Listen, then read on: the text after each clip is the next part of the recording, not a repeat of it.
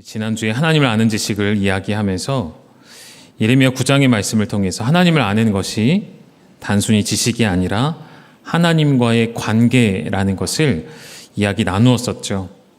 하나님을 안다는 것은 그분에 대해 많은 정보와 지식을 갖고 있는 것이 아니라 성경을 많이 안다는 것으로 끝나지 않고, 혹은 성경의 인물들의 사건들을 내가 세세히 그 의미를 안다는 것으로 끝나지 않고, 성경을 통해 우리에게 말씀하고 계시는 그 하나님과 함께 살아가는 것을 의미하며 그분과 함께 우리 인생을 걸어간다는 것을 의미합니다. 이것이 진짜 하나님을 안다는 고백인 것이죠.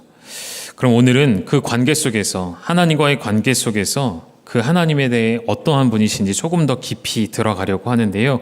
오늘 주목해 보려는 주제는 우리 하나님이 얼마나 크신 분이신가, 우리 하나님이 얼마나 위대한 분이신가 함께 나누려고 합니다. 그래서 제목을 오늘 읽으셨던 구절에서 가지고 와서요. 누가 이 모든 것을 창조하셨는가, 그 하나님이 누구신지를 함께 나누려고 합니다. 하나님을 설명하기 이전에 세상의 거짓 신들, 특히 가나안 땅의 신들과 바벨론의 신들을 잠깐 설명하고 지나갔으면 좋겠는데요. 이스라엘 백성들이 가나안 땅에 들어갔을 때 그들이 섬기는 주된 신들이 있었습니다. 그 가나안 땅에 마주하게 되는 신들의 대표적인 이름은 바알이 있었죠. 바알은 별칭이 있습니다. 비와 폭풍의 신이라는 별칭을 가지고 있습니다. 유목민이 아니라 가나안 땅은 정착하여서 많은 농작물의 소출을 얻고 또 가축들을 기르는 곳이기 때문에 그들에게 있어서 가장 중요한 것은 땅이었죠. 풍요로운 땅. 풍요로운 땅을 만드는 가장 중요한 요소가 무엇이죠? 하늘에서 내리는 비이죠. 그래서 가나안에 살아가는 주민들은 하늘을 관장하는, 비를 관장하는 신을 바알이라 여기고 그렇게 신을 만들었습니다. 그런데 역설적으로 바알을 보면 사실상 그렇지도 않지만 비를, 폭풍을 관장하는 신이라는 말은 그 일 외에는 아무것도 할 수 없는 거짓 신, 한계가 있는 신이라는 것도 우리는 발견해 볼 필요가 있겠죠. 바알뿐만이 아니라 아세라라는 여신이 있었습니다. 바알의 어머니라고도 지칭되고 혹은 바알의 여인이라고도 칭함받는 풍요와 다산의 상징이 되어지는 아세라 신이 있습니다. 자녀들 혹은 가축, 생명의 번성의 축복을 가져다주는 신으로 믿어왔는데요. 역설적으로 또한 그렇습니다. 이 신 역시도 그 역할 이상의 일은 할 수가 없는 신이 아닐까 생각을 하면서 이제 바벨론의 신으로 좀 넘어가 볼까요? 이사야서는 포로되어졌던 상황에서 주어진 회복의 말씀이라면 예레미야서를 통해서 하나님께서 말씀하시고 계시는 바벨론의 멸망에 관한 이야기를 잠깐 살피면 예레미야 50장 1절과 2절에 하나님께서 바벨론과 갈대아 사람의 땅에 대하여 말씀하시면서 그들의 신을 언급하십니다. 우리 2절만 함께 읽어보시죠. 시작. 너희는 나라들 가운데 전파하라. 공포하라. 깃발을 세우라. 숨김이 없이 공포하여 이르라. 바벨론이 함락되고 벨이 수치를 당하며 무로닥이 부스러지며 그 신상들은 수치를 당하며 우상들은 부스러진다 하라. 아멘. 예레미야 50장 2절의 말씀에서 하나님께서 바벨론의 멸망을 선언하고 계십니다. 그들이 의지해왔던 신들이 수치를 당할 것을 예언하고 있는 구절이죠. 이 구절에 언급된 대표적인 신의 이름이 두 가지가 등장하는데요. 첫 번째는 벨이고요. 두 번째는 무로닥입니다. 잠깐 설명을 드리고 넘어가면 벨이라는 말의 뜻은 우리가 하나님 이름 앞에 주를 붙이죠. 주 여호와 하나님 할 때 그 주인이라는 뜻이죠. 그 의미가 벨입니다. 그래서 벨, 주라는 뜻을 가지고 있는 호칭이고요. 원래는 고대 수메르의 신을 지칭하는 말로서 벨이라는 신의 이름이 있었는데요. 바벨론 시대, 바벨론 제국이 들어서면서 이 바벨론 제국의 사람들이, 그리고 왕과 백성들이 우리의 신은 마르둑이다. 마르둑 혹은 마둑이라고 성경에 종종 나오는데요. 그들의 신을 높여 부르는 별칭이 벨이 되었습니다. 그래서 성경에서 벨과 마둑 혹은 마르둑은 같은 신을 지칭하는 말이라고 보시면 되겠고, 이 벨이 바빌론 제국의 최고의 통치권과 권위를 상징하는 단어이기도 합니다. 모든 신의 머리라고 믿어왔던 벨이 어떻게 된다고요? 수치를 당할 것이다. 그 말은 바벨론 제국의 시대가 끝이 날 것을, 그들의 견고하고 모든 우수한 나라를 지탱하는 체계와 신념이 결국에는 하나님 앞에 무너질 것을 예고하고 경고하고 있는 말씀으로 보시면 되겠습니다. 뒤에 나오는 무로닥이라는 단어는 바벨론의 신인 이 마르둑의 히브리어식 표현입니다. 그래서 무로닥이라고 되어 있는데요. 신화 속에서 혼돈을 물리치고 질서를 세운, 그러니까 하나님의 이야기를 끌어온 곳도 있을 것입니다. 이 마르둑을 바벨론은 창조주로 여기고 전쟁의 신이라고 여깁니다. 여러분, 전쟁의 신의 타이틀은 이방인들이 이스라엘의 하나님을 부를 때 쓰던 타이틀이에요. 이스라엘이 가는 곳마다 연전연승해 왔기 때문에 전쟁의 신이 그들과 함께 한다고 이방 나라들은 고백해 왔거든요. 그 신을 이제는 자신들이 차지하겠다는 의미도 담겨져 있겠죠. 바벨론의 왕들은 마르둑으로부터 통치권을 위임받아 신정 통치를 한다라고 생각해 왔고 여겨왔고, 그럼 성경에서 무로닥이 부스러졌다라는 표현은 가루도 남지 않고 모든 것이 사라지게 된다는 표현은 더 이상 그 신이 자기 백성을, 그 제국을 지키고 보호할 능력이 없는 무능력한 존재임을 고발하고 있는 내용이 예레미야 50장의 내용이 되겠습니다. 예레미야 말씀도 그렇고요. 오늘 우리가 본문으로 삼은 이사야 말씀도 그렇고요. 이스라엘의 현 상황을 지켜보면 이스라엘이 지금 무엇을 하고 있는지를 주목해야 하는데, 그들의 마음속에, 백성들의 마음속에 끊임없이 하나님과 이방 나라 신들을 비교하며 저울질하고 있는 모습을 우리는 발견할 수가 있는 것입니다. 다시 말하면 이스라엘은 더 이상 의지할 곳이 없어졌습니다. 성전이 무너졌고 나라는 사라졌고 포로로 끌려와 있는 상황에서 그들의 눈앞에 펼쳐지는 찬란하고 아름다운 바벨론의 신전들과 그 어마어마한 크기의 거대한 탑과 성들을 보며 그들의 압도적인 군사력과 권력을 보면서 그들은 스스로에게 묻게 되는 거예요. 우리 하나님은 어디 계시지? 왜 우리 하나님은 아무것도 못하시지? 이런 생각을 갖기 시작하는 것이죠. 그들이 하나님을 포기하거나 하나님을 저버리는 것은 아니었지만 그들의 마음속에 계신 하나님이 점점 작아지게 만드는 사고를 갖기 시작했다는 것입니다.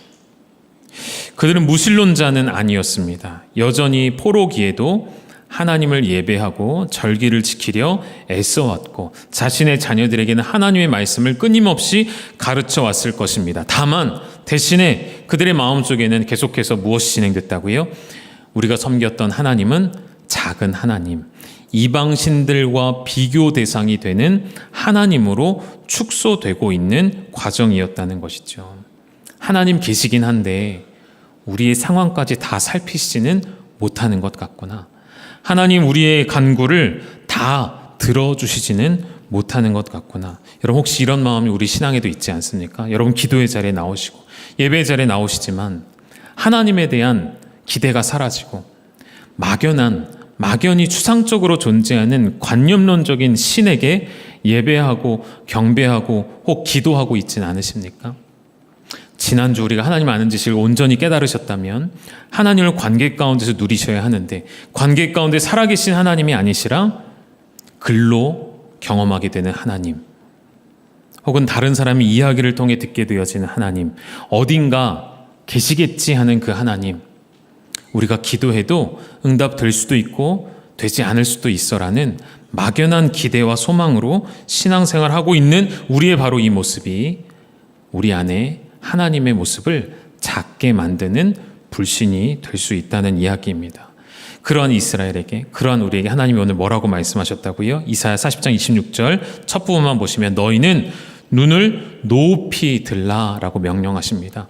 눈을 높이 들어라 라고 말씀하십니다. 눈을 높이 들면 그 위에 보이는 것들이 있다는 것을 하나님이 설명하고 싶어 하셔요. 여러분, 하나님이 크시다는 개념이 무엇이죠? 하나님은 크시도다. 다른 신들에 비해 조금 더 크신 하나님이신가요? 다른 신들에 비해 조금 더 능력이 많으신 하나님이신가요? 아니죠. 우리 하나님은 비교 자체가 불가능한 참 하나님이시죠. 이사야 40장 25절에 그래서 하나님께서 말씀하세요. 같이 읽어주시죠. 시작. 거룩하신 이가 이르시되 그런즉 너희가 나를 누구에게 비교하여 나를 그와 동등하게 하겠느냐 하시니라. 너희가 감히 나를 누구에게 비교하느냐, 나를 누구와 동등하다 여기느냐, 하나님이 꾸짖으시며 책망하시듯 묻고 계십니다. 나는 그 거짓 신들과 비교할 수 없는, 견줄 수 없는 너희의 하나님 여호와임을 하나님 말씀하십니다. 그래서 하나님의 백성들에게 그들에게 눈을 높이 들라라고 명령하실 때에는 단순히 고개를 높이 들라는 말 이상의 의미가 담겨져 있겠죠.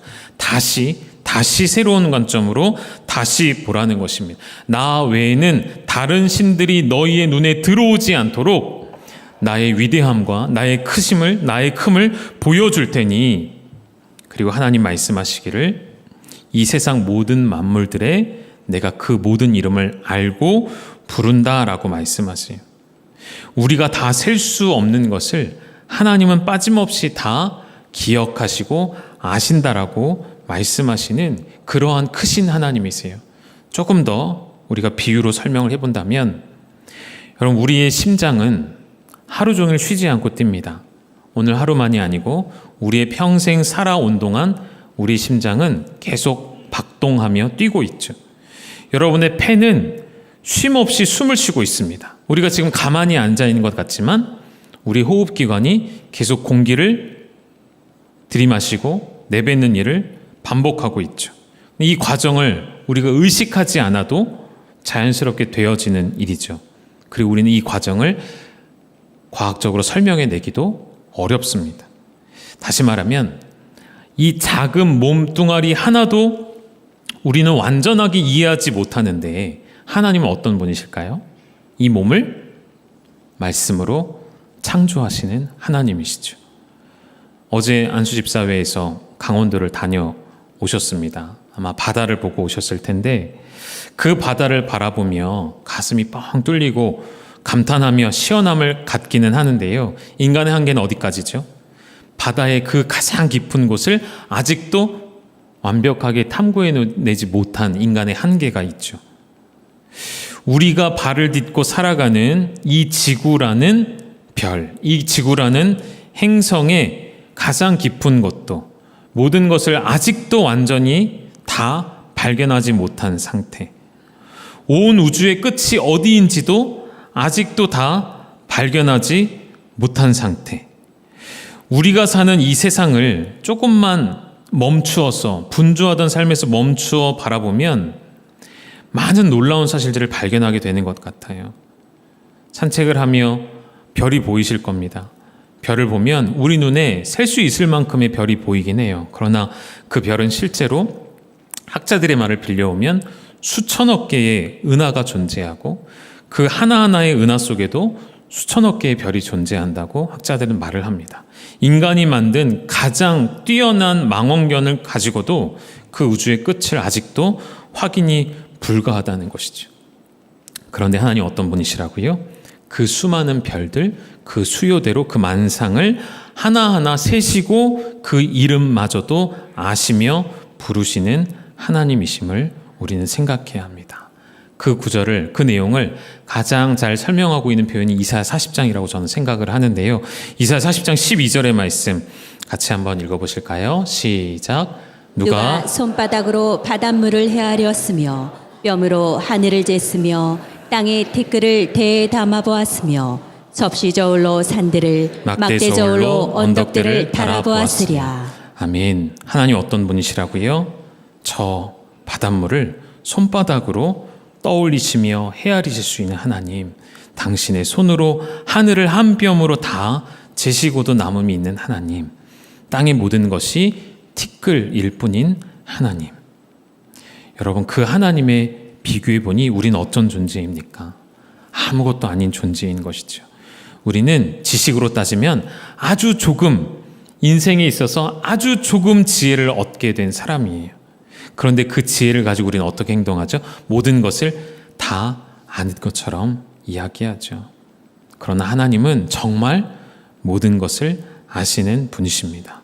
우리는 조금만 힘을 얻으면 그 힘으로, 그 권력으로, 그 권세로 통제하고 다스리려는 존재입니다. 그러나 우리 하나님은 정말로 온 우주 만물을 통치하시고 다스리시는 하나님이신 줄 믿습니다. 그래서 성경은 끊임없이 그 하나님을 찬송하죠. 시편 147편 5절에 우리 주는 위대하시며 능력이 많으시며 그의 지혜가 무궁하시도다 고백하고 있습니다.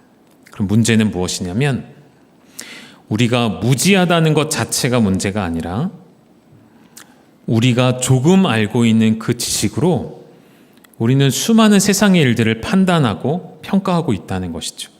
내가 알고 있는 조그마한 지식으로 사람을 평가하고 성도를 판단하고 교회를 판단하고 하나님을 판단하려는 그 얄팍한 지식으로 여러분 우리가 이해되지 않으면 하나님을 인정하지 않습니다. 내가 설득되지 않으면 우리는 하나님이 일하시지 않는 것처럼 여길 때가 너무나도 많다는 것이죠. 그런데 성경이 우리에게 주시는 메시지는 하나님을 이해하라고 말하지 않고요. 하나님을 설명하라고 말하지 않고요. 하나님을 이해하는 분이 아니신 하나님은 경외 받으셔야 하는 분으로 끊임없이 성경은 주님을 설명하고 나타내고 있다는 것이죠. 다시 여러분, 하나님은 우리가 이해해야 믿을 수 있는 분이 아니라 하나님의 그 존재 자체가 우리의 모든 경배를 받으시기에 합당하신 분이심을 믿으셔야 합니다. 그래서 이사야가 하나님을 통해, 하나님의 입술을 통해 말하고 있는 것이죠. 하나님께서 이사야를 통해 말씀하고 계시는 것이죠. 너희는 눈을 높이 들어라. 너희의 그 모든 상황, 포로된 상황, 성전이 무너지고 끌려온 이 상황들 이해하려고 하지 말고 하나님을 설명하려고 하지 말고 하나님을 바라보아라. 하나님을 경외하라 말씀하고 계십니다. 우주 만물을 볼 때, 자연 만물을 볼 때 봄의 계절이 왔잖아요. 만물이 소생하는 봄의 계절, 모든 그 추웠던 잎사귀들이, 그 나무들이, 앙상했던 나뭇가지들이 새싹이 나고 산이 색을 갈아입게 되어지는 이 아름다운 계절을 보며 또 가까이는 내 몸, 내 육체를 보며 여러분 고백하셔야 합니다. 하나님은 내 생각의 틀에, 내 사고의 틀에 갇혀 계신 분이 아니시라 나를 창조하시고 이 온 세상을 운행하시며 다스리시는 하나님이심을 깨닫게 되어질 때에 그때 우리의 신앙의 변화와 성장이 일어나는 것이죠. 어떤 변화와 어떤 성장이겠습니까? 하나님을 설명하고 하나님을 이해하려던 우리의 자세가 이제는 하나님을 온전히 예배하는 자로 바뀌어지는 것이죠. 지식으로 하나님을 탐구하려 했던 우리의 그 호기심과 우리의 탐구의 욕심들이 하나님을 향한 온전한 경외로 바뀌어지는 것입니다. 여러분, 우리 하나님을 이 세상 안에 어떠한 큰 존재로 여기는 것이 아니라 하나님 이 세상 자체를 창조하신 하나님이심을, 우리 하나님을 역사 속에서 발견하면서 그 역사 속에서 다른 이방 신들과 싸우시는 전쟁의 신으로 여기는 것이 아니라 이 세상의 모든 역사를 시작하셨고 또 끝을 내시는 하나님이심을, 그래서 우리 주님을 향해, 예수님을 향해 우리는 그분 알파와 오메가이시다라고 고백하는 것처럼요. 또 시편 145편에서 이 구절들만이 아니죠. 시편 곳곳에서 하나님을 찬양하는데 무엇을 찬양하면은 여호와는 어떤 분이시라고요? 위대하신 분이심을, 여호와는 크고 광대하고 위대하신 분이심을 찬양하라 고백하고 있습니다. 그의 위대하심은 감히 우리가 측량할 수 없는 수준의 것이라는 거죠. 그래서 여러분, 오늘 드리고 싶은 가장 중요한 말씀은 하나님의 그 위대하심이, 그 하나님의 크심이 우리의 신앙의 기초가 되어야 한다는 것입니다. 우리의 생각과 사고와 세계관 속에서 하나님이 점점 작아지고 하나님에 대한 소망이 없어지고 기대함이 없어지기 시작하면 우리의 내면 안에서 일어나는 변화가 있어요. 그것이 무엇이냐면 세상이 커지는 것입니다. 세상의 영향력이 나를 지배하기 시작하는 것이죠.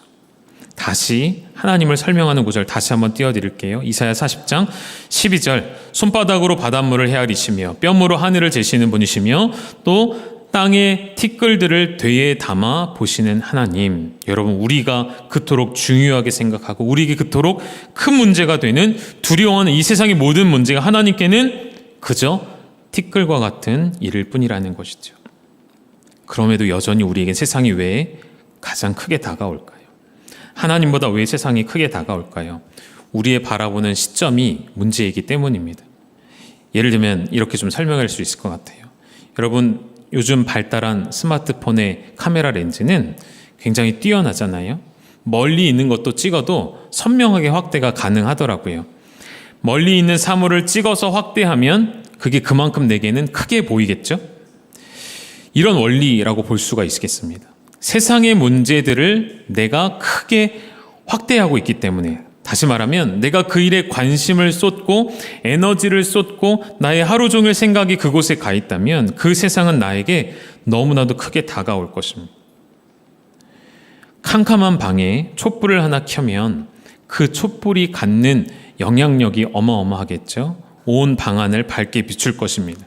그런데 그 촛불을 들고 대낮에 거리를 다녀보십시오. 그 촛불의 존재감은 전혀 느껴지지 않을 것입니다. 왜죠? 태양 앞에서 촛불은 아무것도 아닌 존재가 되어버리니까요. 이런 설명을 드리고 싶은 것입니다.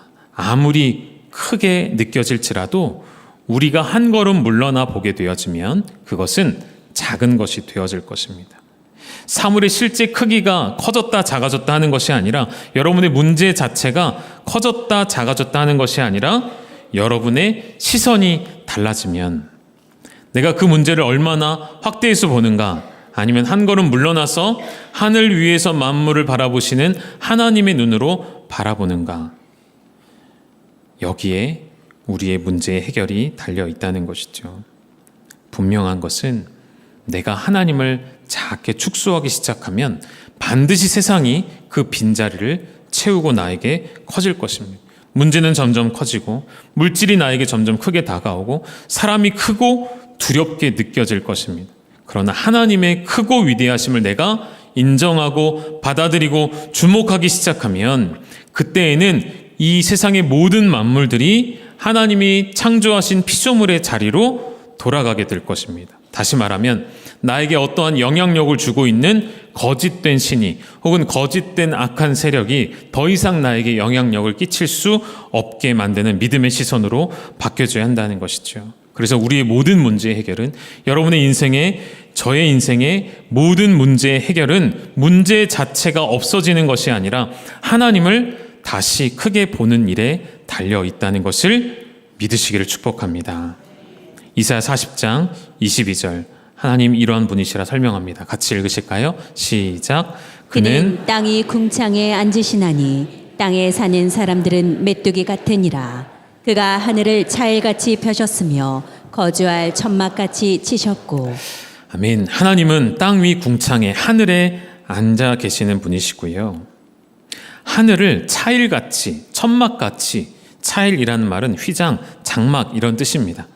그렇게 하늘을 펴시는 하나님이시래요. 그렇게 크신 하나님이시래요. 그리고 이 땅에 사는 사람들을 뭐라고 표현했죠? 메뚜기 같다고 말씀하세요. 우리의 인생의 모든 문제들, 여러분에게 아픔을 주고 혹 상처를 주고 여러분을 두렵게 만드는 그 트라우마의 실체가 되는 어떤 두려움의 대상이 있으시다면, 하나님이 오늘 그 문제를, 그 사람을 뭐라고 결정하셨냐면 메뚜기와 같은 존재라고 하나님 말씀하고 계십니다. 여러분에게 한 가지 부탁이 있다면, 오늘 이 말씀을 듣고 이후의 삶에서, 아니면 적어도 이번 한 주간 이 말씀을 붙잡고 살아가시면서 여러분에게 그토록 크게 다가오는 해결되지 않은 문제들, 내 마음에 여전히 상처로 남아있는 문제들, 여전히 고통과 신음을 할 수밖에 없는 그 두려움의 모든 문제들을 오늘부터 선포하고 선언하시는 겁니다. 뭐라고요? 그 문제는 무엇이라고요? 뭐라고요? 메뚜기다. 너는 메뚜기야. 집에 가셔서 골칫거리인 자녀들에게 넌 메뚜기야, 배우자에게 당신은 메뚜기, 이렇게 또 적용하시면 큰일 나겠죠. 그때는 속으로만, 직장에 가셔서 나를 항상 어렵게 하는 그 사람, 마주치기도 힘든 그 사람을 마주하면 속으로 메뚜기다 이렇게 생각하시면서, 물론 메뚜기가 여러분 집안 안방을 휘젓고 다닌다면 무서운 존재가 될 수 있긴 하겠지만, 메뚜기와 같이 아무것도 아닌 존재로 여기도록, 왜요? 그 존재 자체가 작은 게 아니라 우리 하나님이 크신 하나님이시기 때문이에요. 이사야 40장 23절에 이 땅에 아무리 힘이 있고 권세가 있는 통치자일지라도 하나님은 패하신다라고 말씀하십니다. 그들을 헛되게 하신다라고 말씀하십니다. 이 말씀을 듣고 있는 바벨론의 포로로 끌려온 이스라엘 백성들이 무엇을 생각할까요? 이 제국도 결국 하나님 앞에 영원할 수가 없구나. 언젠간 이 바벨론도 멸망하겠구나. 하나님 앞에 어떠한 권력도 어떠한 권세도 영원하지 않겠구나. 여러분 앞에 놓여져 있는 그 화려한 바벨론의 실체는 무엇이라고요? 그것은 메뚜기입니다. 다시 이사야 40장 26절입니다. 중간 이후에 보시면 하나님께서 수요대로 만상을 이끌어내시면서 이렇게 표현하세요. 그들의 모든 이름을 내가 부른다라고 설명하세요. 저 별들의 숫자를 우리는 감히 헤아릴 수도 없는데 하나님은 어떻게 하신다고요? 그 별의 이름 하나하나, 별뿐만이 아니죠. 만상이라고 되어 있습니다. 하나님 세상을 창조하시고 모든 들의 꽃까지도, 저기 기어가는 개미 한 마리까지도 하나님 그 존재를 아시고 그 이름을 아시고 부르신다고 말씀하세요. 저는 이 말씀이 저에게는 이렇게 다가오더라고요. 세상 모든 만물, 셀 수 없는 별들을 하나님이 다 세시고 이름을 부르시고 나서, 그리고 마지막에 나의 이름도 아시고 부르시는구나. 하나님이 나의 이름을 아시는구나.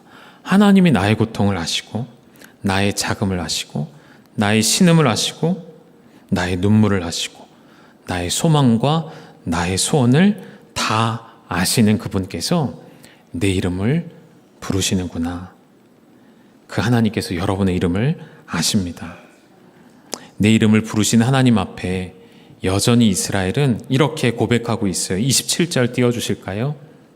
내 길은 여호와께 숨겨져 있고 내 송사는 내 하나님에게서 벗어나 있다라고 말하고 있다는 것이죠. 내 모든 문제가 해결될 기미가 보이지 않고 내가 걸어갈 길이 보이지 않고 숨겨져 있고 내 문제가 하나님의 손에서 벗어난 것처럼 여겨질 때에도, 그렇게 고백하고 있는 믿음 없는 우리에게도 하나님 또다시 말씀하세요. 28절입니다. 같이 읽으시죠. 시작. 너는 알지 못하였느냐, 듣지 못하였느냐, 영원하신 하나님 여호와 땅끝까지 창조하신 이는 피곤하지 않으시며 곤비하지 않으시며 명철이 한이 없으시며. 아멘. 우리 하나님 어떤 분이시라고요? 땅끝까지 창조하신 분이시고요. 그분은 피곤한 분이 아니세요. 피곤하다고 우리의 문제를 외면하는 분이 아니세요. 곤비하셔서 우리의 길을 밝히시는 일을 멈추고 다른 일을 하시는 분이 아니세요.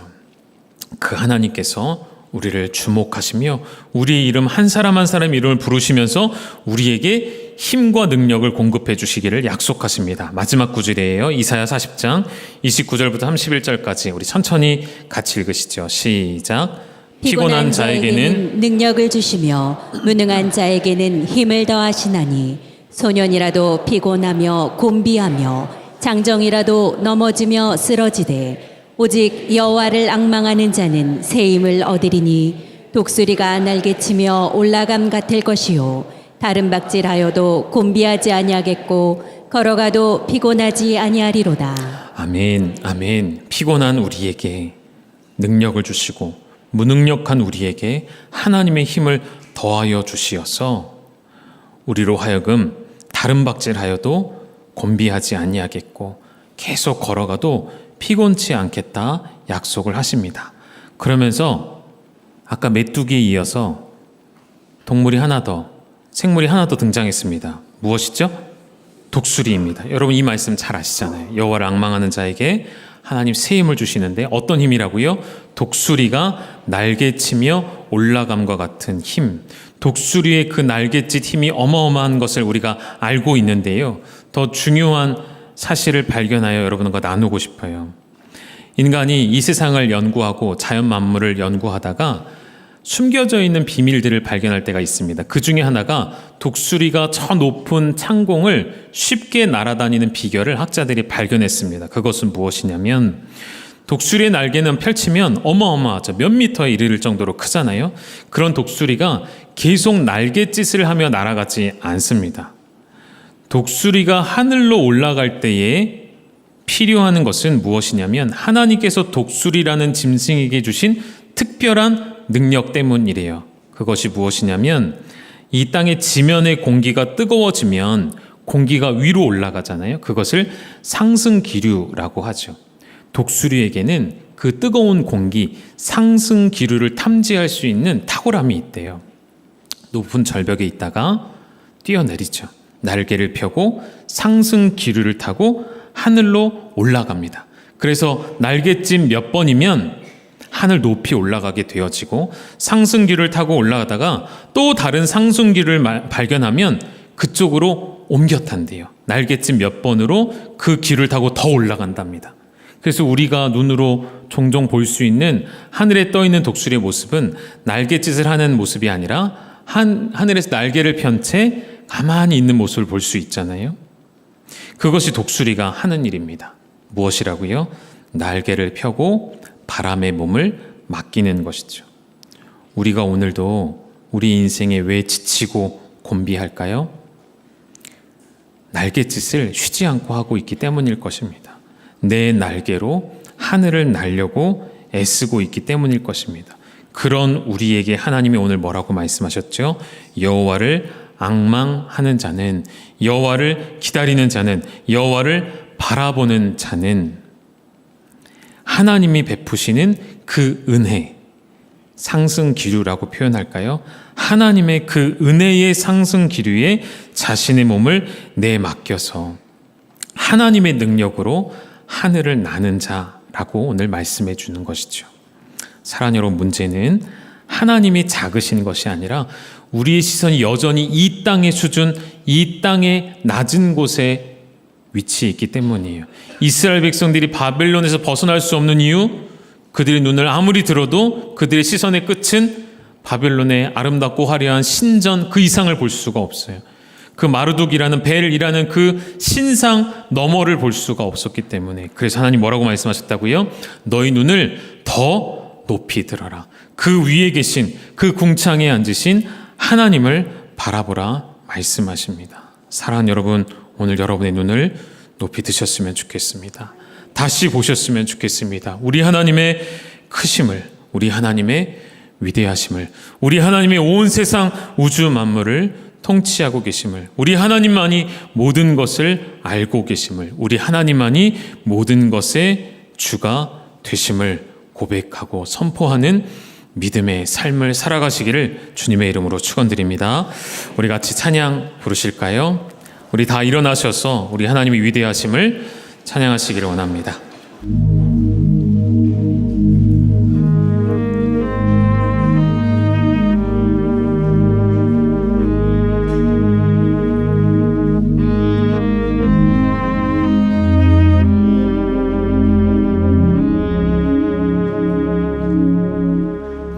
우리 주는 위대하며 능력이 많으시도다.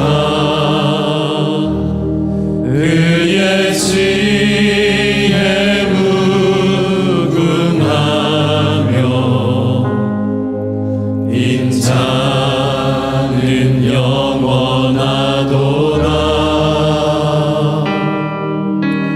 상한 자들 고치시며 상처를 싸매시도다. 별들의 수를 세시며 이름을 붙이셔. 우리 처음부터 다시 고백할까요? 우리 주는 위대하며, 우리 주는 위대하며. 우리 주님께 손을 올려드리며 주님을 찬양하실까요? 하나님, 당신의 지혜는 무궁하십니다. 그의 지혜 무궁하며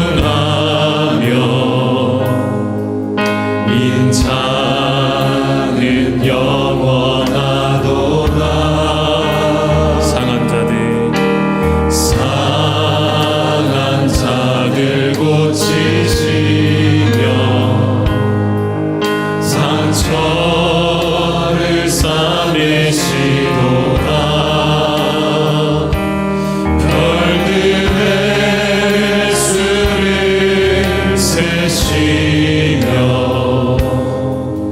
이름을 붙이셨도다. 그가 구름으로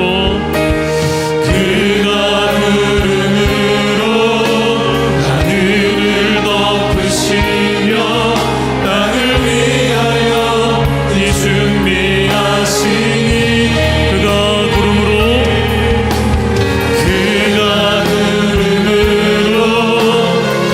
하늘을 덮으시며 땅을 위하여 이 준비. 우리 한 번 더 고백하실까요?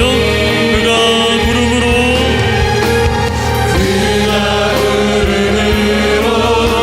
하늘을 덮으시며 땅을 위하여 이 준비하시니 예루살렘아 여호와를 찬송할지어다. 내 하나님을 감사함으로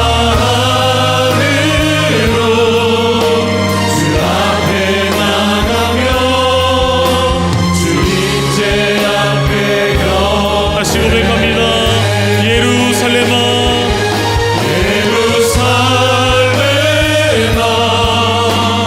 여호와를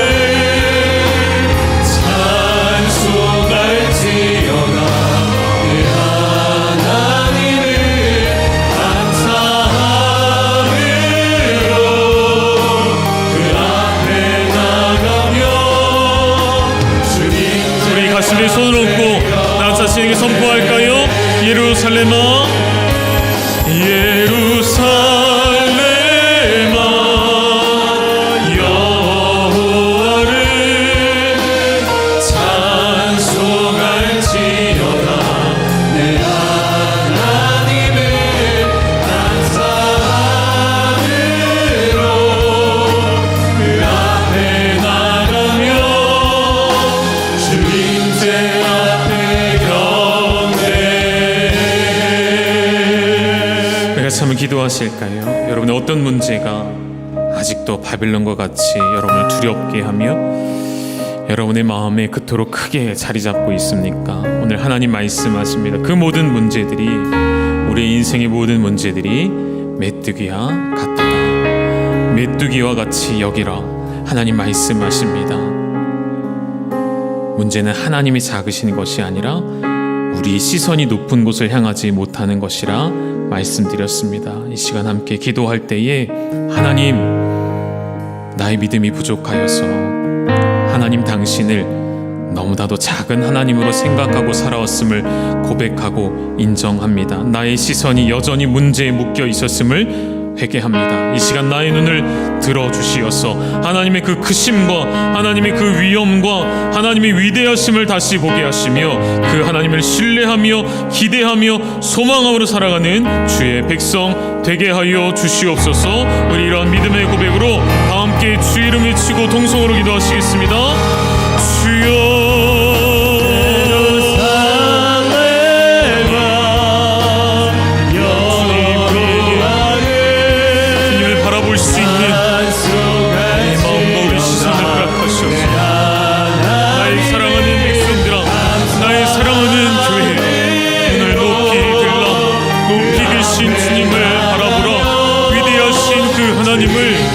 영원할 수 없는 그 하나님의 놀라우심을 다 표현할 수 없는 주님의 아름다우심을 바라보며 찬송하라 말씀하십니다. 당신의 위대하심을, 당신의 크심을, 당신의 통치하심을 바라보기를 소망하며 모든 문제를 하나님 앞에 아무것도 아님을 인정하게 하시고 고백하게 하시고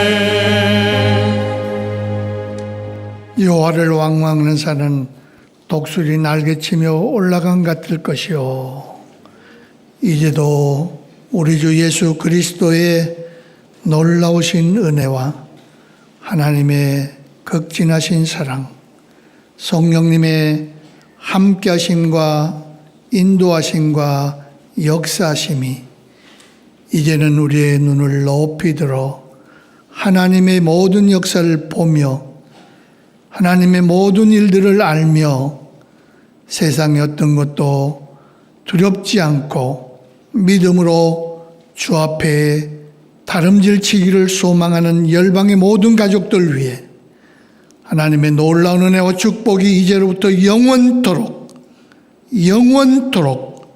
함께 있을지어다. 아멘.